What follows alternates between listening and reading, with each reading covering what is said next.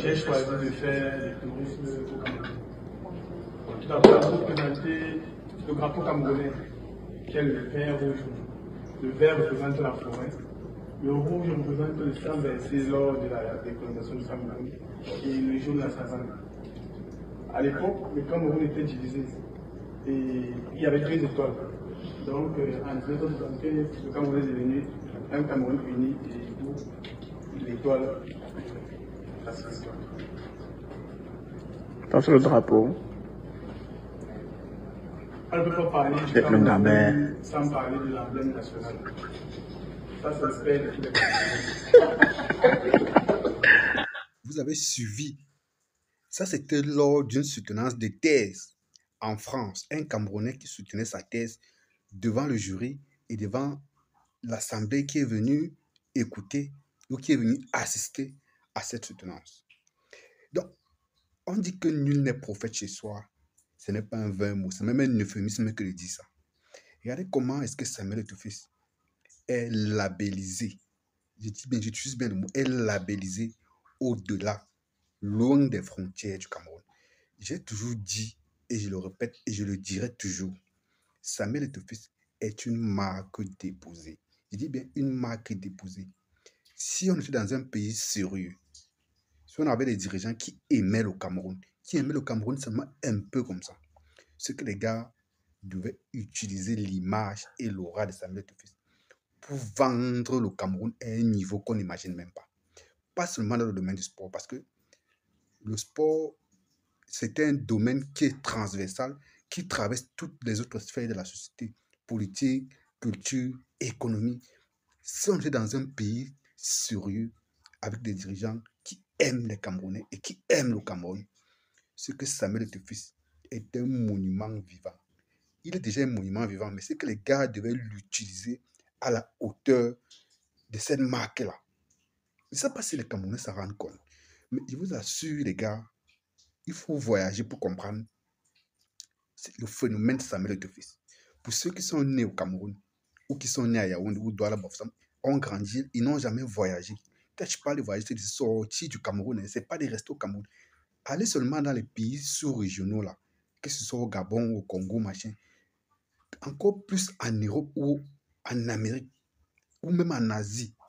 Est-ce que vous savez que le nom Samuel Eto'o ouvre des portes à plein de Camerounais à l'extérieur? Je dis ouvrir des portes, que ce soit au niveau professionnel, que ce soit au niveau culturel, même dans les situations les plus critiques. Parce que Samuel Eto'o a vendu l'image du Cameroun très haut. Samuel Eto'o a hissé le Cameroun à un niveau que ces gars-là n'imaginent pas. Mais aujourd'hui, ces malheureux, ces bandits-là qui sont en place depuis 43 ans, veulent faire chuter, veulent faire tomber Samuel Eto'o. Pourquoi? Pour quelle raison? Tout simplement parce qu'il a dit, j'ai une vision. Redonner au football camerounais toute sa grandeur. Et il s'est rendu compte que pour réaliser cette vision-là, il faut fermer les robinets. Il faut bloquer l'argent que les gens mangeaient injustement. Il faut bloquer le dédouanement des conteneurs des ports que plein de présidents de clubs et plein de fonctionnaires du ministère des Sports faisaient au port en leur propre nom. Il a décidé de bloquer tout ça. Les gars ont décidé que bon, ok, comme tu viens nous empêcher de manger comme nous on avait l'habitude de manger, on va en découdre avec toi, on va en finir avec toi. Comment comprendre que le Cameroun a un monument, une marque comme Samuel Eto'o, mais ne sait pas en profiter, mais ne veut pas en profiter, ne veut pas utiliser cette image-là, ne veut pas utiliser cette aura-là? Comment comprendre? Regardez quand Samuel Eto'o arrive à l'étranger, dans d'autres pays africains. Regardez comment il est adulé. Il est presque idolâtré, les gars. Hier, j'écoutais un direct live sur YouTube, sur la chaîne de Signé Na, je crois que vous le connaissez. Pour ceux qui sont un peu, qui suivent un peu l'actualité sportive sur YouTube, savent de qui je parle. Il est basé en France. C'est un journaliste très sérieux qui a l'habitude de donner les informations vraies et vérifiées. J'étais branché sur son direct et il y a une, je crois que c'est une Calédonienne, une jeune dame de la Nouvelle-Calédonie, je crois qu'elle a dit, les pays d'outre-mer là, quoi. Elle a demandé à intervenir dans son direct. Elle a fait un témoignage. Elle a rendu un témoignage sur Samuel Eto'o qui m'a presque fait couler les larmes, les gars. Donc, je me suis dit, tiens, nous sommes au Cameroun. On n'arrive pas à comprendre comment est-ce que Samuel Eto'o est important pour nous, si bien qu'il faille que des gens viennent de l'extérieur pour nous rappeler l'importance d'avoir Samuel Eto'o actuellement à ce moment. C'est que cette dame m'a fait couler une larme. Elle a dit que Samuel Eto'o doit être protégé, même si les Camerounais doivent sortir dans la rue pour manifester leur soutien à Samuel Eto'o. Ça ne sera pas de trop. Ce ne sont pas mes paroles, ce sont les paroles de cette étrangère-là qui parlait de Samuel Eto'o. Elle dit qu'elle n'est même pas camerounaise, mais qu'elle entend la façon avec laquelle certains Camerounais parlent de Samuel Eto'o, la façon avec laquelle on tiraille Samuel Eto'o à gauche et à droite.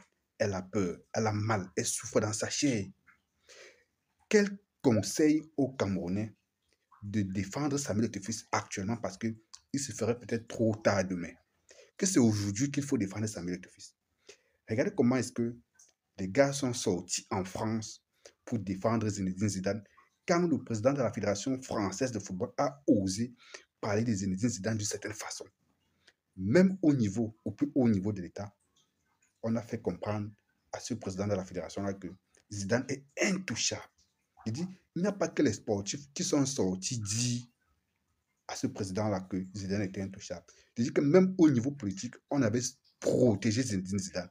Je n'ai pas envie de parler de Kylian Mbappé, de tous les autres gloires du football français qui ont clairement pris position pour dire qu'on ne s'amuse pas avec Zinedine Zidane. C'est la même chose que cette dame-là disait que les Camerounais devaient faire pour Samuel Eto'o. C'est maintenant qu'il faut protéger Samuel Eto'o. Parce qu'après, ce sera peut-être trop tard.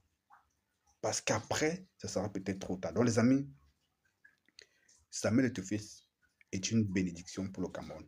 Il y a des gens qui se sont amusés ces dernières heures à dire sur des plateaux de télé ou sur les différentes pages que si on met sur la balance Samuel Eto'o et André Onana, qu'est-ce que représente Samuel Eto'o sur André Onana? Je parle de Valsero, le monsieur de la clinique. Il a osé. Je n'ai pas envie de manquer de respect aux êtres, aux créatures de Dieu, parce que devant Dieu, tous les êtres humains sont égaux. Et même devant la loi camerounaise, tous les citoyens sont égaux. Et Samuel Eto'o c'est un citoyen camerounais. André Onana, c'est un citoyen camerounais. Mais de là à comparer Samuel Eto'o et André Onana, Samuel Eto'o qui a fabriqué, je dis bien qui a fabriqué André Onana, qui a fait André Onana, c'est qu'il est aujourd'hui sur le plan professionnel. C'est malsain et c'est puéril. Lui qui préfère défendre un changement certain dans ce pays, ça nous laisse douter. Ça nous laisse douter de son intégrité. Je dis bien, ça nous laisse douter de l'intégrité de ce Valsero-là. Parce que ce qu'il a dit là, il ne devait jamais le dire. Il ne devait jamais le dire parce que les êtres sont d'abord égaux devant la loi et devant Dieu. Et en plus, il ne devait jamais le dire parce que dans la réalité, même s'il fallait oublier Dieu et la loi, c'était tellement malsain et tellement malhonnête même de le dire. Regardez aujourd'hui comment est-ce que les Camerounais sont divisés. Plein de Camerounais, les grands, les anciens, les grands-pères, les jeunes, les bébés sont du combat de Samuel Eto'o. Samuel Eto'o, vous ne pouvez même pas imaginer le capital sympathique que les Camerounais ont pour lui déjà. Vous n'imaginez même pas. Je suis que même si Samuel Eto'o commettait un crime, je parle en termes juridiques, s'il commettait même un crime, je suis sûr que ça ne va rien enlever sur le capital sympathique que les Camerounais ont pour Samuel Eto'o parce que on l'aime tellement, on l'adore tellement, et encore, on l'aime plus parce que son dernier combat, même pas que son dernier combat, le combat qu'il mène actuellement contre cette dictature vieille de 43 ans, qui a essayé d'opprimer Samuel Eto'o, qui a essayé de torpiller les textes qui ne veulent rien respecter. Donc les gens qui s'asseyent choisissent leur loi et décident de ne pas respecter leur propre texte. Le combat que Samuel Eto'o a mené pour le respect de ce texte-là a augmenté son capital sympathie. Les gars ont compris qu'en fait, il y a des gens qui peuvent résister à ces dictateurs-là. Donc ça a suscité aux Camerounais, dans le cœur des Camerounais, un certain espoir par rapport à un certain changement futur. Je ne sais pas, vous comprenez. Donc là, il ne s'agit plus que de football. Donc Samuel Eto'o est déjà comme... Je ne sais pas comment je vais expliquer ça. Samuel Tuface ne lui appartient plus. Hein. Il ne s'appartient plus. Il appartient à tous les Camerounais. Donc, les Camerounais le regardent. Je ne sais pas si le monsieur adore quand il se couche sur son lit. Dans tous les cas, les gars, protégeons nos icônes vivantes. Protégeons nos icônes vivantes. À très bientôt.